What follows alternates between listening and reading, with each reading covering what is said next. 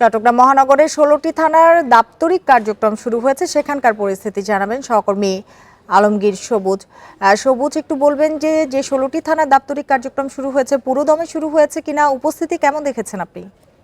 প্রিয় number set করে বিকাশে সেন্ড মানি করুন ফ্রি।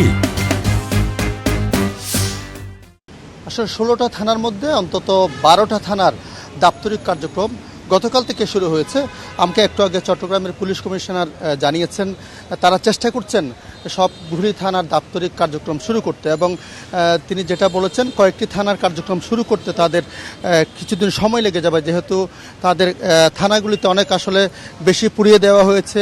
আপনি দেখছেন আমি এই মুহূর্তে আছি চট্টগ্রামের কোতোয়ালি থানায়। এখানে আপনি দেখছেন সব গাড়ি পুড়িয়ে দেওয়া হয়েছে এবং পুরো থানায় আগুন লাগিয়ে দেওয়া হয়েছিল। গতকাল আমরা দেখেছি এখানে বৈষম্য বিরোধী ছাত্র আন্দোলনের যারা শিক্ষার্থী আছে তারা একটা পরিষ্কার করেছে, এবং আজকেও এখানে পরিষ্কার পরিচ্ছন্ন কার্যক্রম চলেছে। এবং থানাগুলিতে আমরা দেখেছি সেনাবাহিনীর সহায়তা দেখেছি, বিভিন্ন থানায় সবগুলি থানায় সেনাবাহিনীর সদস্যরা পুলিশ সদস্যদের সহায়তা দিচ্ছেন যাতে দ্রুততার সাথে থানার কার্যক্রম শুরু করতে পারে।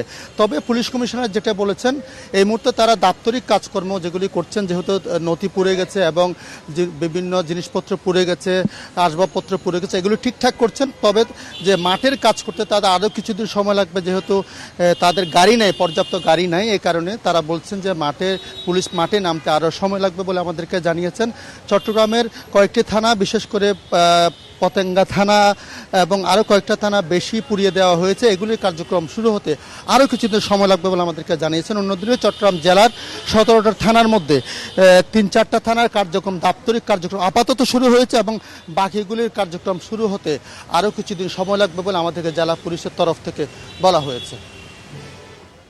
চট্টগ্রামের ১৬টি থানা দাপ্তরিক কার্যক্রম শুরু হয়েছে সে বিষয়ে জানাচ্ছিলেন আমাদের সহকর্মী আলমগীর সবুজ।